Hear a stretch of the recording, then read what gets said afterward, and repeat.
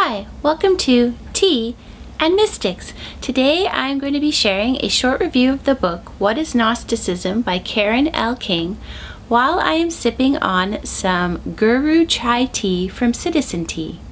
I seem to be on a little bit of a Karen L. King kick lately because I did recently review her book, The Gospel of Mary of Magdala. I'll link to it down below, and also just last week discussed the book she co-wrote with Elaine Pagels about the Gospel according to Judas. And I've just been revisiting and reading new books that deal with this notion of Gnosticism. And what I really appreciate about Karen L. King's work is she really highlights how this term Gnosticism, it just really doesn't work for when we're discussing all this diversity of texts and probably little groups that were interpreting and following their own way of early Christianity.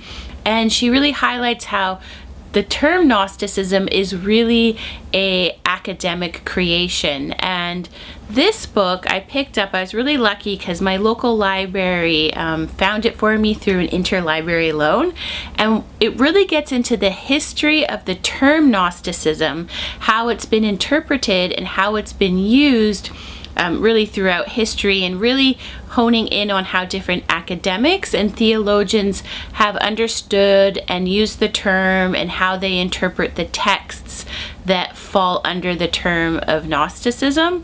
I found it very fascinating, and again, really at the end of the book what we see is that this umbrella term Gnosticism, in many ways it just isn't quite right for looking at the wide diversity of texts that have been discovered that are really early Christian texts, and the different interpretations and myths that take place within those texts. So I really enjoyed that she highlights that fact, even though at this time we really still use that term Gnosticism. I think it highlights how what we're looking at when we look at the texts that have been found is that there was a great diversity of thought and understanding at the time of early Christianity.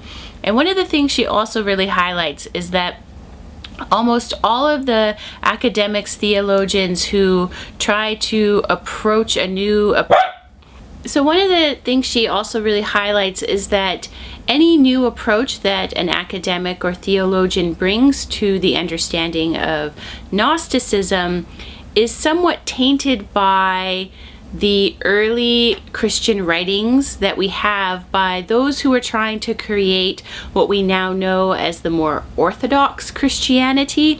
That is the standard forms of Christianity we know now, and their reactions to some of these early groups and these early texts. So no matter what, it's almost like the approach to it is seeing this is the standardized version of Christianity that came, and then all this other stuff is viewed still through that lens a bit of heresy.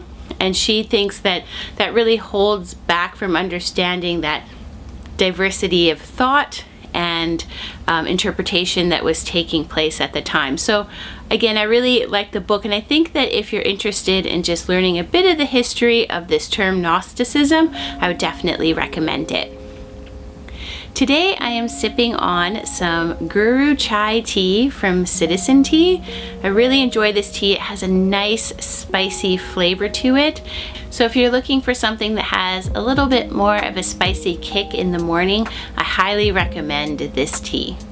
Thanks so much for tuning into Tea and Mystics. Cheers!